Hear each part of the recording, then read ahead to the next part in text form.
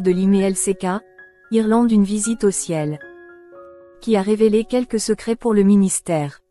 L'année 1990. Je vais commencer à raconter mon témoignage.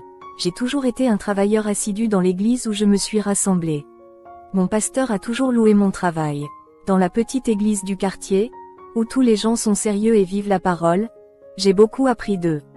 Cette petite église était le fondement de mon ministère. J'ai été préparé en tant que travailleur apprécié dans cet endroit où je suis moi-même devenu révérend. J'ai appris à marcher dans la parole et à discipliner mon corps pour garder les commandements de Jésus. Le révérend Brian a été satisfait de mes services et m'a nommé révérend. Si le révérend m'a orienté vers l'église, c'est parce qu'il me fait confiance. Et dans mon travail, je n'ai jamais déçu mon pasteur. J'ai fait prononcer le nom de cette église dans cette ville, à travers mon témoignage de vie que je vis, ce qui nous a valu la confiance des personnes qui nous rendaient visite.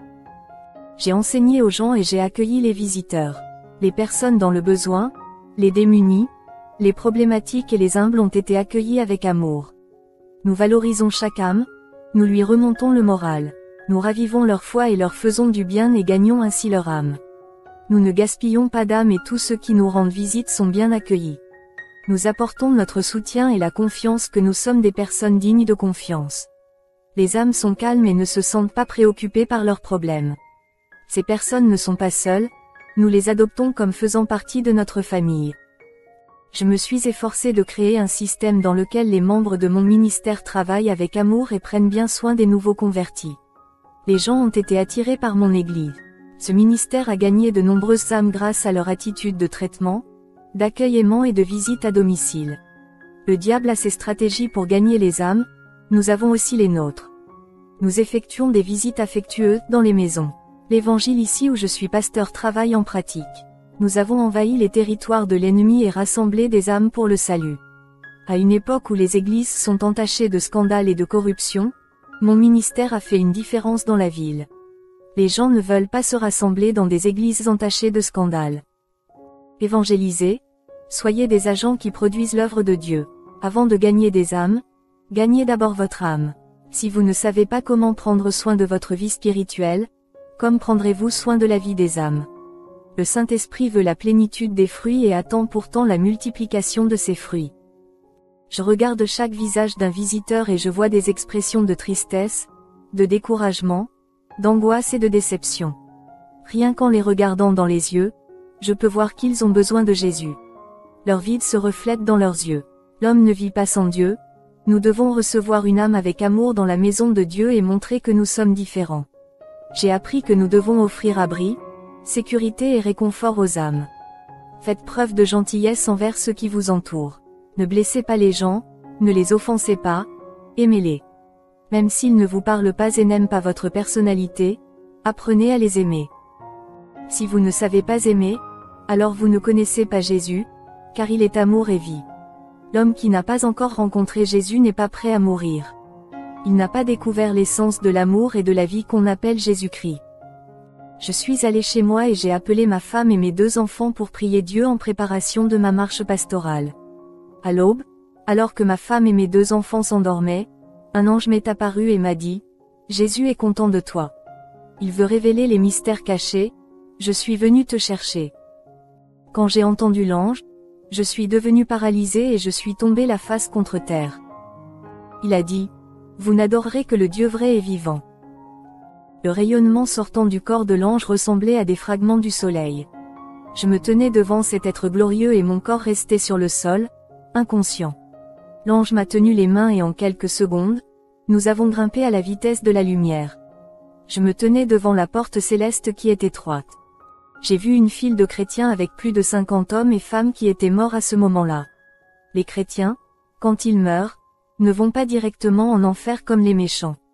Ils ont besoin de savoir s'ils ont marché selon l'enseignement des Écritures. L'ange qui gardait la porte du ciel regardait si ces noms étaient écrits dans le livre de vie. Et à ma grande surprise, 5 chrétiens sont entrés au ciel en chantant des louanges et 45 ont été jetés dans les ténèbres. J'étais terrifié et l'ange qui était avec moi aperçut mon inquiétude. Il m'a fait approcher du portail. Il ouvrit le livre de vie et dit, « Son nom est ici, ne crains pas. » J'étais heureux et j'ai regardé mon nom mais je n'ai pas compris ces lettres qui sont très différentes des lettres de la terre. Ils ressemblaient à de petits symboles. L'ange de la porte dit, ici, au ciel, vous avez un autre nom. Ici, Dieu donne un nouveau nom à ceux qui sont nés de nouveau. Le vieil homme avait l'ancien nom, déjà le nouveau nom est pour la nouvelle créature. Rien de tout cela, la terre, ni les noms terrestres n'entreront au ciel. Le Père, créateur de toutes choses change les noms des enfants, en les enregistrant avec leur vrai nom. Les noms de la terre signifient des noms charnels, mais les noms spirituels sont ceux de ceux qui sont nés spirituellement. L'ange dit, ces nouveaux noms que vous voyez dans ce livre signifient qu'ils n'appartiennent pas au monde, ils sont des pèlerins dans le pays où leur patrie est la terre céleste. J'ai demandé à l'ange, quel est mon nom céleste? L'ange dit, je ne connais pas ton nom, je n'avais pas le droit de le déchiffrer. Et même si je le savais, il ne peut pas être révélé, tu n'es pas encore mort, tu es seulement invité ici au ciel. Tu le sauras, ton nouveau nom lorsque tu vivras au ciel. Pour l'instant, nous t'appellerons par ton nom terrestre. L'ange de la porte m'a montré le livret de naissance. Dans ce livre, j'ai 23 ans, mais mon âge sur terre est de 43 ans. J'ai demandé à l'ange ce que cela signifiait. Il répondit, le compte au ciel est différent du compte sur la terre. Tu as été converti et baptisé dans les eaux à l'âge de 20 ans. Tu as renoncé au monde et tu n'as pas pratiqué le péché. Depuis ta nouvelle naissance, ton nouvel âge a été compté. Les 20 années que vous avez vécues dans le monde n'ont pas été comptées parce que vous avez vécu dans le péché et que Dieu a effacé votre iniquité. L'ange du portail a autorisé mon entrée, et l'ange qui était avec moi m'a emmené chez le Maître. Quand j'ai vu Jésus, mon cœur s'est accéléré et j'ai été ému. Son regard d'amour a consumé mon être. Je n'avais pas de mots à dire.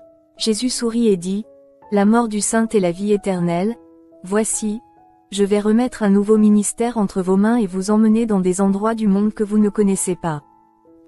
Jésus a dit, emmenez mon serviteur pour connaître le royaume. J'ai vu beaucoup d'animaux différents, des oiseaux qui brillent lorsqu'ils volent dans les airs. J'ai vu des arbres pleins de fruits, leurs feuilles luisantes. Les fruits brillent aussi, tout est beau. J'ai vu plusieurs fruits de différentes tailles. L'ange m'a emmené près d'un réservoir de pétrole géant qui brille comme de l'or. L'ange dit, c'est l'huile d'onction qui est versée sur la tête des saints pour proclamer l'évangile. Les anges messagers ont rempli les tubes d'or avec les onctions et sont descendus sur terre pour oindre les saints. L'ange qui était avec moi dit, ce sont des puits d'onction, ceux qui prient et se sanctifient reçoivent une partie de cette onction. Le nombre de chrétiens qui veulent vraiment s'engager sérieusement dans l'œuvre de Dieu a diminué. Et les anges ont cessé de venir. À bas les onctions. Rares sont ceux qui vivent le véritable évangile. Ceux-ci ont reçu une onction céleste pour leur capacité spirituelle. Tout chrétien qui ne reçoit pas une partie de cette onction ne pourra jamais gagner la guerre spirituelle et ne supportera pas les épreuves. J'ai regardé le réservoir d'huile d'onction et une chaleur s'en dégageait, entourant mon corps. J'ai ressenti une joie et un bonheur profond à côté d'elle. Ce réservoir est un réservoir qui cessera lorsque la grâce sera retirée à la terre. L'Église n'aura plus besoin de l'onction, car elle sera aux côtés de Jésus. J'ai vu un grand fleuve qui coupe la ville des saints et des millions d'habitants y vivent depuis l'Antiquité. J'ai vu une variété de poissons de différentes couleurs vivre dans la rivière cristalline. La ville est divisée en parties, chaque terrain possède une maison. La ville est unique et gigantesque avec des milliers d'anges. Des foules d'habitants sont là avec les anges. J'ai vu beaucoup d'or, des maisons avec des structures de bâtiments faites avec l'or le plus pur. Le sol est rempli de pierres précieuses aux couleurs variées. Chaque belle pierre présente différentes formes géométriques. Tout est si splendide et si beau. Les plantes et les arbres qui s'y trouvent ont la vie éternelle, rien ne meurt à cet endroit. On y trouve des fleurs de différentes couleurs d'une grande intensité. Les fleurs chantaient et la nature entière louait. Une variété de plantes aux verts brillants et aux fleurs brillent comme les étoiles. J'ai vu un grand parc plein de fleurs, où les gens se rassemblaient pour discuter. Il n'y a pas de pollution, il n'y a pas de dégradation de la nature. J'ai vu une maison pleine de pierres précieuses à l'intérieur. J'ai vu les trésors dans des boîtes en or et le nom de chaque saint était sur les boîtes. Chaque boîte appartient à un chrétien. Là, le voleur ne peut pas voler le trésor qui est réservé à chaque saint. L'ange dit, voici la récompense pour les sauvés qui luttent. Car ceux qui sont sauvés et ne luttent pas vivront ici, mais n'auront aucune récompense pour leurs efforts. Le roi est juste et donnera des récompenses selon ce que ses serviteurs, Travailler la terre. L'homme qui travaille sur terre pour les âmes a le droit de recevoir des récompenses. J'ai vu la manne dans les cieux et le livre commémoratif de Dieu, où sont enregistrés tout ce que les saints font pour l'amour de l'œuvre. J'ai noté dans le livre tout ce que l'apôtre Paul a fait à l'Église lorsqu'il était sur terre. Même les églises qu'il a fondées sont restées dans le mémorial de Dieu. Certains chrétiens déjà partis ont reçu leur récompense grâce à ce livre. D'autres chrétiens qui sont encore en vie et continuent à faire le travail sont tous mentionnés dans ce livre. Ce qui aide l'Église à grandir et à nourrir les orphelins, les mendiants, les personnes âgées et les enfants abandonnés. Qui aide les veuves et les chrétiens de l'extérieur de la ville venus de loin en tant que missionnaires à recevoir des récompenses. Ceux qui quittent leur famille pour faire des missions lointaines reçoivent également des récompenses. Ceux qui aideront l'un de ces petits qui n'ont nulle part où se loger seront également récompensés. Leurs œuvres sont dans le livre du mémorial de Dieu. Plusieurs instruments de louange sont envoyés de cet endroit vers la terre. Je ne les ai jamais vus sur terre, mais ils ressemblent à des hymnes de harpe. La plupart des instruments au ciel sont en bois, j'ai vu des lyres et des harpes en or. C'est le pays céleste, le royaume des saints, gouverné par le roi, qui a acquis toute l'autorité de son Père lorsqu'il a ouvert les bras sur la croix du calvaire. Jésus est le roi de ce royaume qui marche parmi son peuple. J'ai vu une variété de maisons de diamants vides qui n'ont pas été inaugurées, autres que celles que j'ai vues avec les habitants à l'intérieur. Ces maisons vides attendent les justes qui vivent encore sur terre.